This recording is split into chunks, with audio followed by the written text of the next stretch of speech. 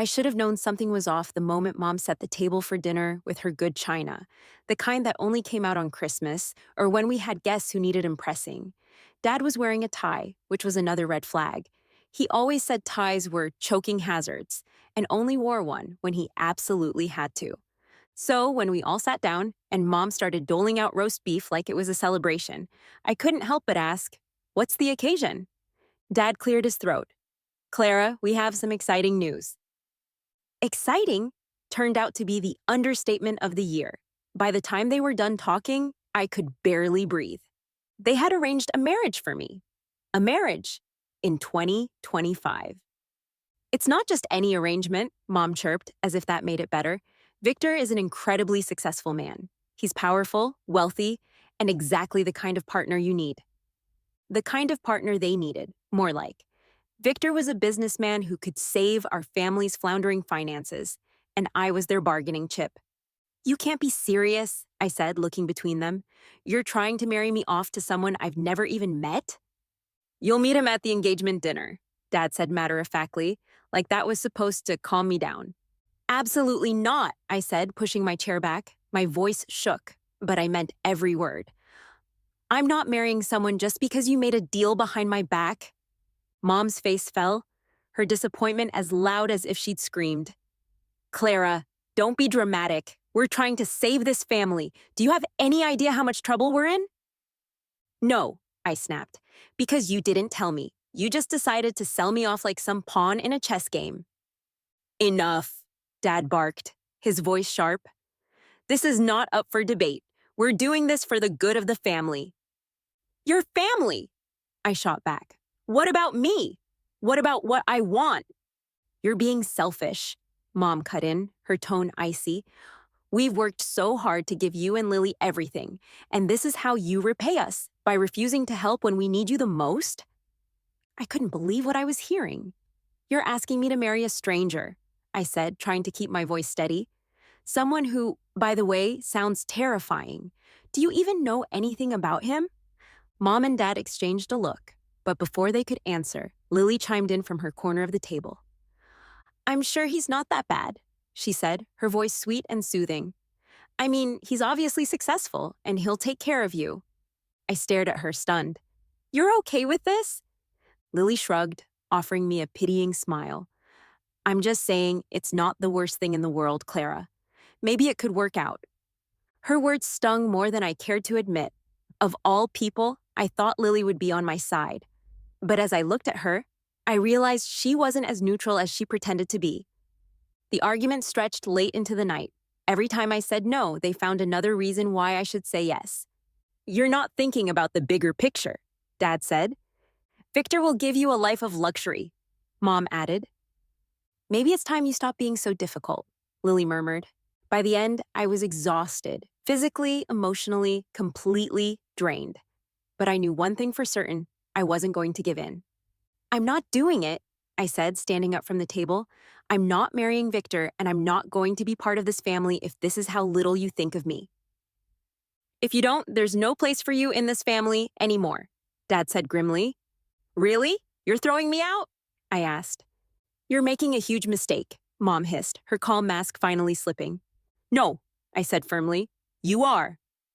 With that, I walked upstairs, packed a suitcase, and left the only home I'd ever known.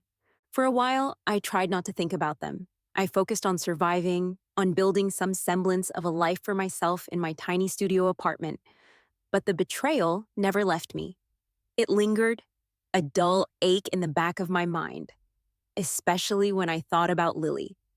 Then I found out the truth. A mutual friend mentioned it casually one day, as if I'd already heard. Lily had agreed to marry Victor. I didn't even know what to feel at first. Anger? Betrayal? Hurt? It was all tangled together in a messy knot that I couldn't untangle.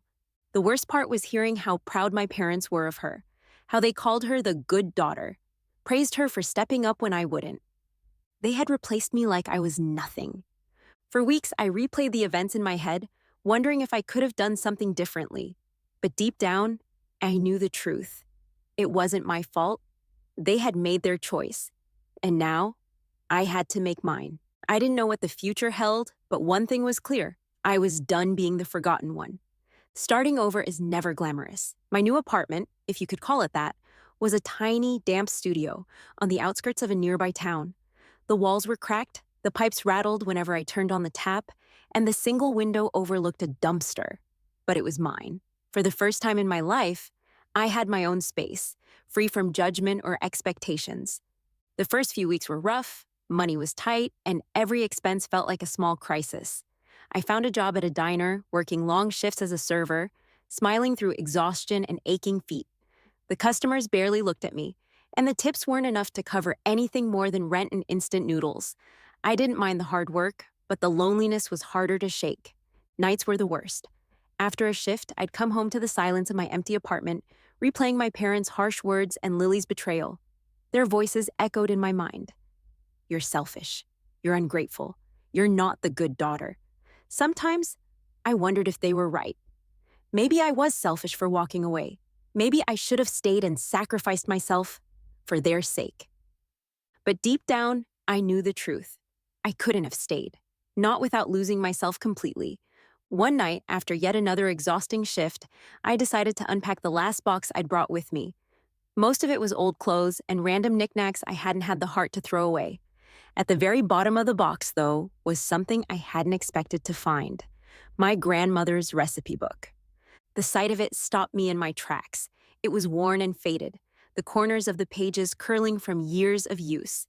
My grandmother had handwritten every recipe, filling the margins with little notes like, "Add more cinnamon for Clara," or "Lily likes extra sprinkles."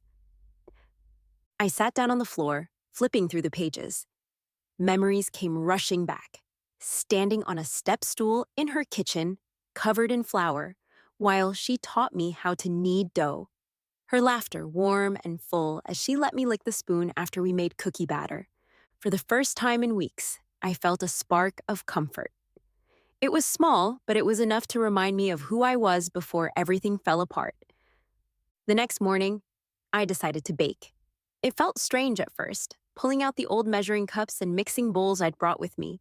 But as I followed my grandmother's recipe for her signature chocolate chip cookies, something inside me shifted. The act of measuring flour, stirring butter and sugar, and folding in the chocolate chips was oddly therapeutic.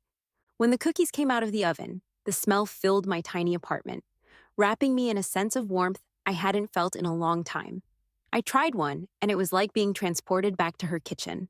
For the first time since leaving home, I felt a flicker of happiness.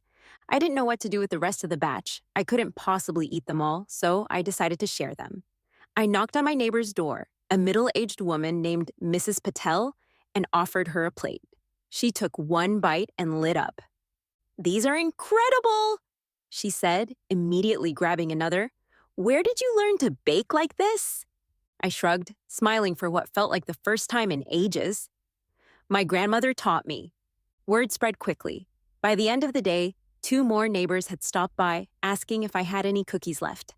Their excitement planted a small idea in my mind. Maybe this could be more than just a hobby. With the little money I had saved, I bought some basic supplies: flour, sugar, butter, eggs, and chocolate chips. I spent an entire weekend baking, experimenting with different recipes from my grandmother's book. Each one felt like a piece of her legacy, and I poured my heart into perfecting them. The following Saturday, I rented a small stall at the local farmer's market. I didn't expect much. I figured I'd sell a few cookies, make a little extra cash, and call it a day. But to my surprise, people flocked to my stall. "Do you have more of these?" a woman asked, holding up a lemon bar with wide eyes. "I'll take a dozen," a man said, waving a $20 bill before I could even answer. By the end of the day, I had sold out of everything. The little sign I'd scribbled that morning, "Clara's Homemade Treats," felt suddenly inadequate for what was happening. People weren't just buying cookies. They were sharing stories about how the flavors reminded them of their own childhoods, of their grandmothers and family dinners. As I packed up my empty trays and counted my earnings, I felt something I hadn't felt in a long time: hope. The work was exhausting. I spent most nights baking until the early hours of the morning, then rushing to the market on weekends. But it didn't feel like a burden. For the first time since leaving my family, I had something to look forward to, something that felt like mine. Baking wasn't just about selling cookies or making ends meet, it was about reclaiming a part of myself that I thought I'd lost. My grandmother's recipes were more than just instructions. They were a reminder of the love, warmth, and resilience she had passed down to me. And as I stood behind my stall, watching people smile as they took their first bite, I realized something important. I didn't need my family's approval to feel worthy. I could build something beautiful on my own. Every Saturday morning, I'd wake up at dawn to set up my little stall at the farmer's market. At first, I was nervous. Would people actually come back? Or was the first week just a fluke? But as the weeks passed, something incredible started happening. People didn't just come back, they brought their friends. Customers started asking for specific items, like my grandmother's cinnamon rolls or her pecan tarts. Some even remembered my name. Clara, do you have more of those blueberry muffins? My kids love them. It was surreal. Something that had started as a desperate attempt to survive was turning into something bigger. People weren't just buying baked goods, they were sharing memories, laughing, and treating my stall like a little slice of happiness in their day. I started experimenting with new recipes, tweaking my grandmother's originals to create something uniquely mine. Lemon lavender cookies, chocolate raspberry cake bites, and my personal favorite, caramel apple crumble bars. Each new addition brought more curious customers, and soon my little stall was one of the busiest at the market. One day, a woman approached my stall as I was packing up. She was older, with kind eyes and a warm smile. Hi, she said, holding up one of my pecan tarts. This is fantastic. I'm the owner of Willow Cafe, just down the street. Would you be interested in stocking some of your desserts there? I blinked, stunned. Are you serious? Very serious, she said with a laugh. These are better than anything I've got in my display case right now. Let's talk. By the next week, Clara's Homemade Treats had a dedicated corner in Willow Cafe. Seeing my desserts lined up behind their glass display felt like a dream. It wasn't just a stall at the market anymore. It was a real business. The cafe owner, Grace, became one of my biggest supporters. She introduced me to other local business owners, connected me with better suppliers, and gave me advice on everything from pricing to branding. Your talent is undeniable, she said one afternoon as we shared a cup of tea, but people need to know your story. Share where these recipes come from. Let them feel connected to you. Her encouragement gave me the confidence to push myself further. Of course, it wasn't all smooth sailing. As my orders increased, so did the pressure. Balancing costs was a constant struggle. Higher demand meant more ingredients, more packaging, and more late nights. Some days I felt like I was in over my head. My tiny kitchen could barely handle the volume of orders coming in, and I found myself running on fumes most of the time.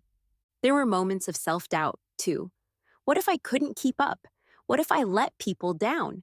And in the back of my mind, there was always that nagging voice that sounded suspiciously like my parents. Are you sure you're good enough? But every time I felt overwhelmed, I reminded myself of why I started. This wasn't just about proving my family wrong. It was about proving to myself that I was capable of building something meaningful. So I kept going. I learned to prioritize, delegate small tasks to helpers at the cafe, and even take the occasional day off to recharge. It wasn't easy, but with every challenge I overcame, I grew a little stronger. Everything changed the day a local food blogger stumbled across my stall at the market. I didn't even know who she was at the time, just another customer who bought a box of mixed treats. But a week later, my phone was blowing up with notifications. The blogger, someone with thousands of followers on Instagram, had written a glowing post about my bakery. Do yourself a favor, she wrote, and run to Clara's Homemade Treats at the farmer's market. The pecan tarts are life-changing, the cinnamon rolls are heaven, and the caramel apple bars, don't even get me started. Clara's desserts are like a warm hug for your soul. The post went viral, at least as viral as a small-town bakery could go. By the next weekend, my stall was swarmed with people. I sold out within an hour. Even the cafe started getting calls from customers asking if they stocked my treats. It was overwhelming and exhilarating all at once. I had always dreamed of building something special, but I never imagined it would happen so fast. With the sudden influx of attention, I knew I had to step up my game. Grace helped me secure a shared commercial kitchen space so I could handle larger orders, and I invested in branding. Simple, elegant packaging with my name and logo on every box. I also started sharing my story more openly, just like Grace suggested. I created a small sign for my stall that read, "Inspired by my grandmother's recipes, made with love and a pinch of nostalgia." Customers loved it. They wanted to know about her, about how she taught me to bake, about the memories tied to each dessert. For the first time in my life, I felt like I was doing something that truly mattered. Not for my parents, not for Lily, but for me. At first, I tried to handle the demand myself, staying up late to bake and package orders, but it quickly became clear that I couldn't do it alone. Grace stepped in to help with logistics, and I hired two assistants to keep up with the influx. Still, the sheer volume of orders was overwhelming. The hardest part wasn't just the workload, it was maintaining the quality that made my desserts special. Every batch had to feel like it came from my grandmother's kitchen, even as the scale grew. It was exhausting, but I knew I couldn't compromise. These recipes weren't just food, they were my heart and soul. The viral success gave me an opportunity I'd only dreamed of, opening a real brick and mortar bakery. Until now, I'd been operating out of shared kitchens and relying on pop up stalls, but with the money pouring in from nationwide orders, I finally had the funds to take the leap. I scouted locations for weeks before finding the perfect spot, a cozy storefront on a bustling street corner with large windows that let in the morning light. The moment I stepped inside, I could see it. The warm colors, the display cases filled with treats, the smell of cinnamon and sugar wafting through the air. It was everything I'd envisioned. With Grace's guidance, I secured a business loan and hired a team to help bring my dream to life. My staff was small but passionate, a head baker who shared my obsession with quality, a marketing assistant who knew how to leverage our growing online presence, and a barista to run the coffee counter we added as a complement to the bakery. We worked tirelessly to get the bakery ready for its grand opening. Every detail mattered, from the hand-painted sign above the door, Clara's Bake Shop, recipes from the heart, to the menu cards that listed the stories behind each dessert. My grandmother's legacy was woven into every corner of the space, and I felt her presence with me every step of the way. The grand opening day was overwhelming in the best way.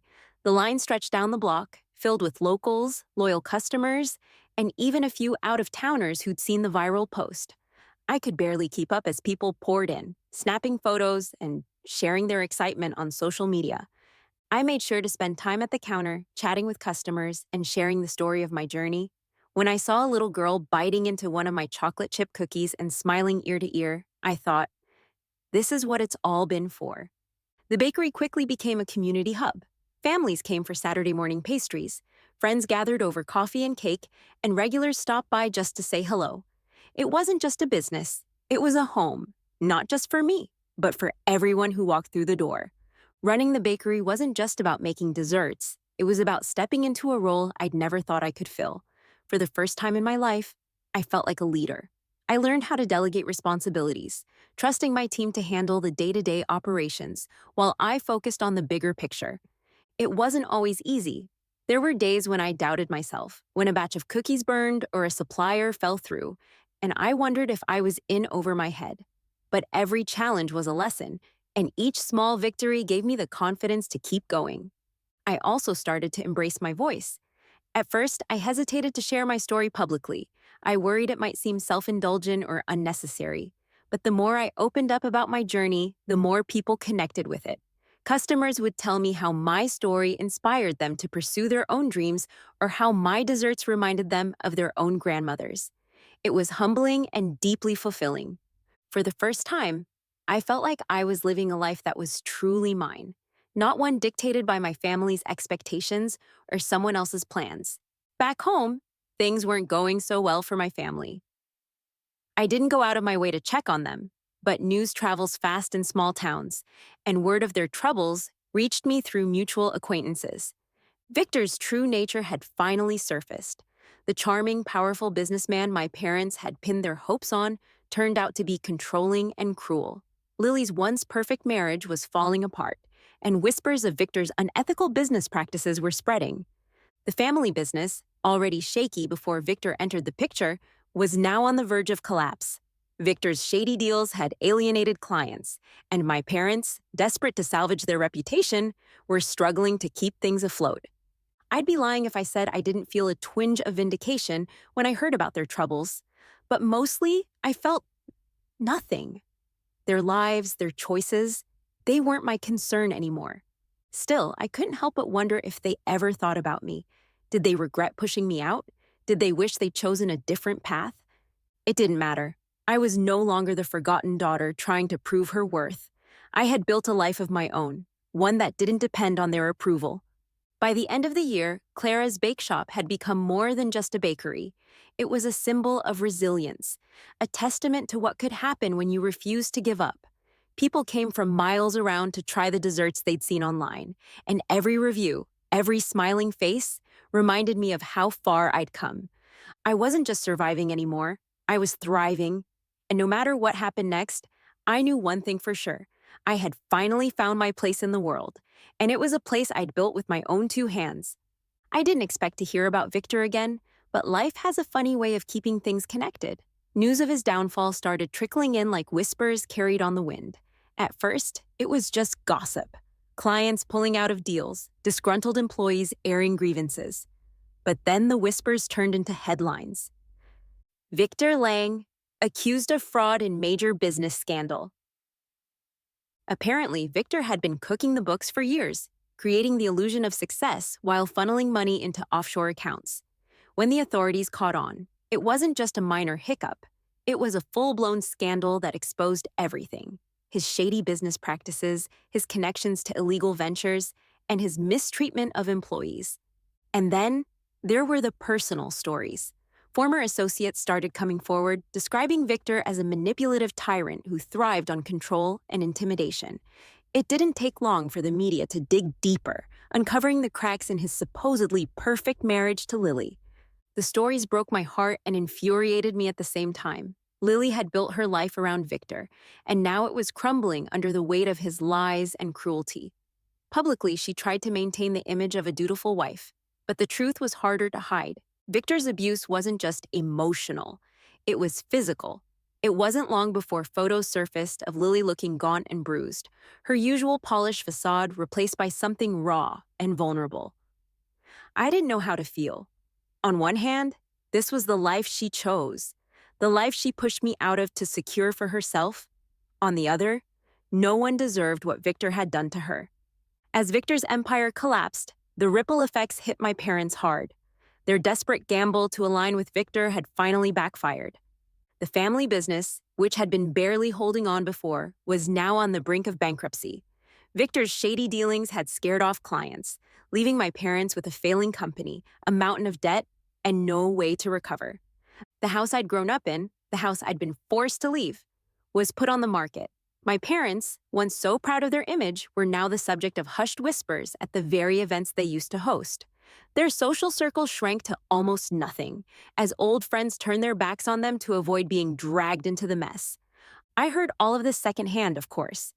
My parents didn't reach out to me, at least not yet, but I knew it was only a matter of time. And I was in the middle of inventory at the bakery when I got the first call. The name on my screen stopped me cold. Mom. I stared at the phone for so long that my assistant, Harper, nudged me. "You okay, boss?" "Yeah," I said quickly, silencing the call. "Just a spam number." But it wasn't just one call. Over the next few days, my phone buzzed constantly. Mom, Dad, even Lily. They left voicemails, sent text messages, all saying the same thing. They wanted to talk. Finally, curiosity got the better of me.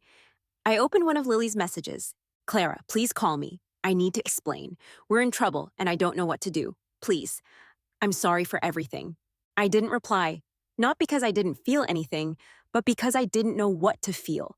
They had pushed me out of their lives, and now suddenly they wanted back in? A week later, they showed up at the bakery. It was a quiet afternoon, and I was behind the counter, chatting with a regular. When the door chimed, I looked up.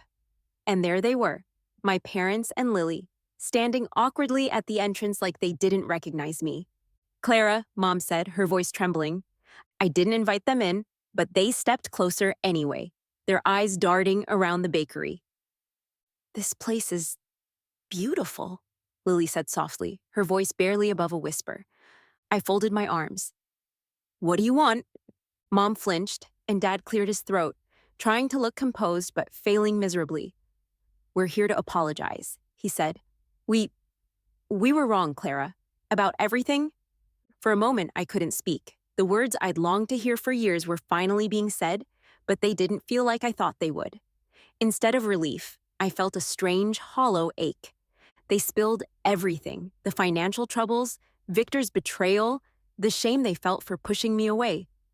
"We made a mistake," Mom said, tears streaming down her face. "We should have listened to you. We should have protected you instead of choosing him." "We were desperate," Dad added, his voice tight. "But that doesn't excuse what we did.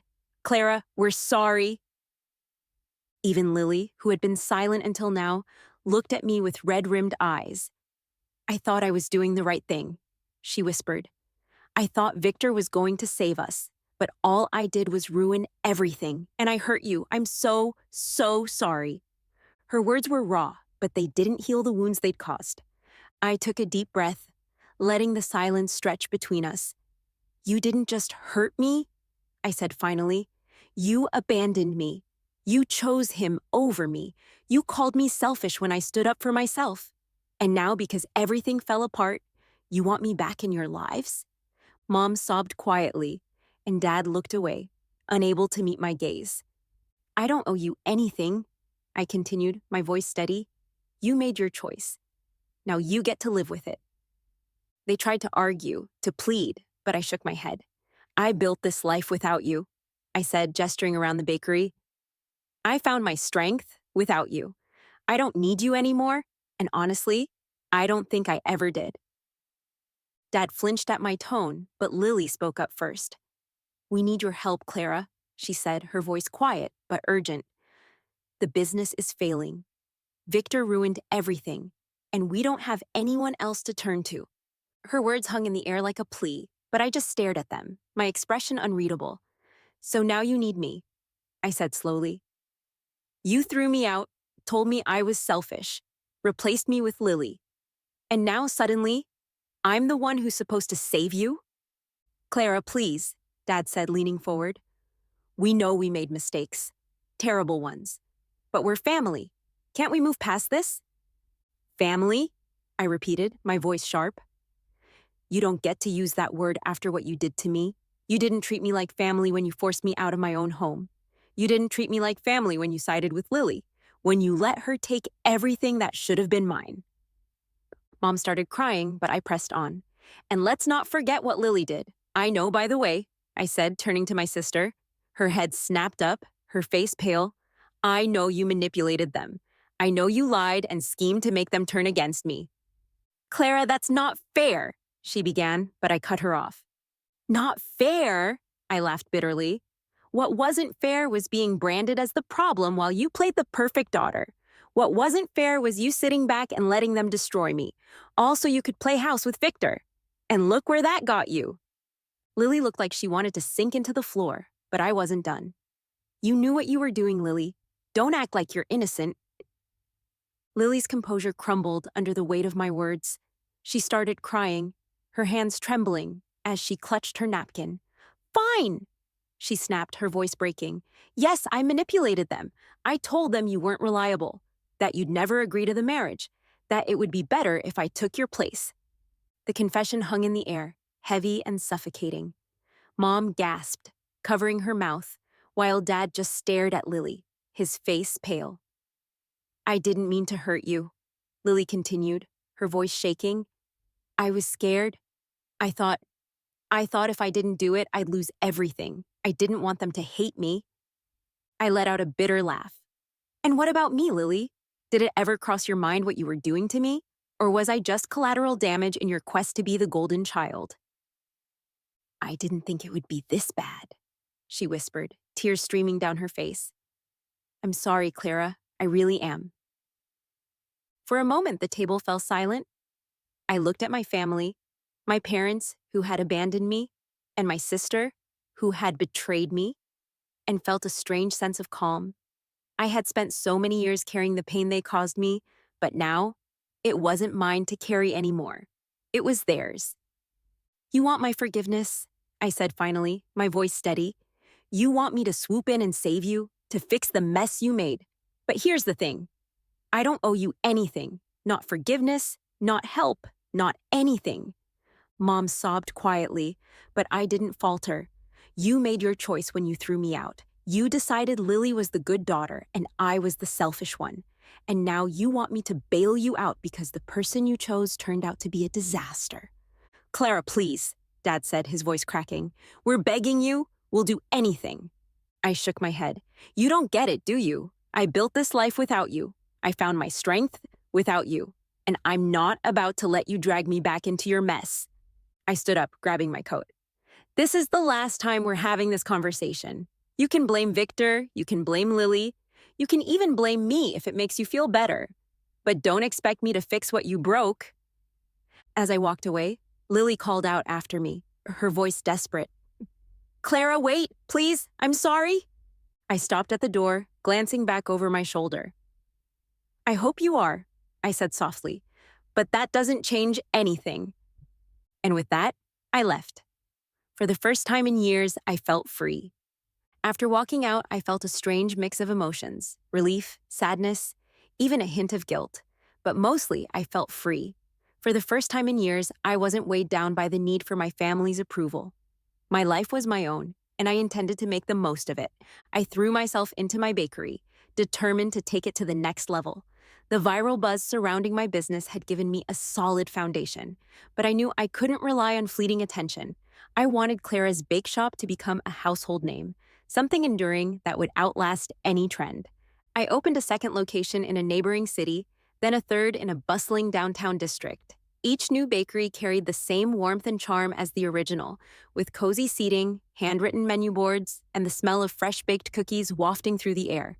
Expanding wasn't easy. There were late nights, endless paperwork, and moments when I doubted myself. But every time I walked into one of my bakeries and saw people smiling over a slice of pie or snapping photos of my cakes, I knew it was worth it. To keep up with the growing demand, I started selling my signature treats online, shipping them across the country. The packaging featured my grandmother's story and the journey behind the recipes, connecting with customers on a personal level. From Clara's heart to your home, the tagline read, and every word of it was true. As my business grew, so did my confidence. I wasn't just surviving anymore, I was thriving, and I knew I didn't need my family to validate that. Still, they kept trying to reach out. Mom left me long, tearful voicemails. Dad sent letters, filled with apologies and pleas to reconnect. Even Lily tried to contact me, her messages alternating between remorse and self-pity. I ignored them at first, but eventually I decided to respond. Not for their sake, but for mine. I needed to make my boundaries clear. I wrote them a letter. Mom, Dad, and Lily, I've heard your apologies and I acknowledge them. But I need you to understand something. I'm not the same person you pushed away all those years ago. I've built a life that I'm proud of, one that doesn't depend on your approval or support. I don't hate you, but I can't let you back into my life. Your actions hurt me deeply, and while I've worked hard to heal, I'm not willing to reopen old wounds. I hope you find peace and happiness in your own lives, but I need to focus on mine. Take care, Clara. It wasn't an easy letter to write, but when I sealed the envelope and dropped it in the mailbox, I felt a weight lift off my shoulders. They'd made their choices, and I'd made mine. For a long time, I held on to my anger like it was armor, something to shield me from the pain of what they'd done. But as time passed, I realized that anger wasn't protecting me, it was holding me back. I started therapy, something I'd avoided for years because I didn't want to face the depth of my hurt. But sitting in that room, talking through my feelings with someone who didn't judge or dismiss me, was transformative. I learned to let go of the need for closure from my family. I didn't need them to fully understand or make things right. What mattered was that I understood my own worth, that I'd found strength in myself and built a life that was true to who I was. I also began reflecting on the lessons my grandmother had taught me, not just in baking, but in life. She always said that love was like a good recipe. It took patience, care, and the right ingredients. I realized I didn't have to forgive my family to move forward, but I did need to forgive myself for doubting my strength, for holding on to the hurt for so long, for not letting go sooner. One sunny afternoon, I stood outside my flagship bakery, watching as families and friends filtered in and out, their laughter filling the air. A little girl ran up to the counter, pointing excitedly at the display of cookies. Her mother smiled, leaning down to whisper in her ear before handing her a few dollars to make her choice. It reminded me of my own childhood, standing on a step stool in my grandmother's kitchen, watching her mix dough and hum softly to herself. I felt a warmth spread through me, a quiet kind of joy that I hadn't known in years. My life wasn't perfect. There were still challenges, still moments of doubt, but it was mine, and that was enough. I walked back inside, greeting my staff with a smile. Harper, my assistant, handed me a clipboard, rattling off the day's schedule. "We've got a big catering order for that corporate lunch downtown," she said. "Oh, and don't forget, you've got that interview later with Foodie Monthly." "Thanks, Harper," I said, setting the clipboard down and tying my apron. "Let's make it a good day."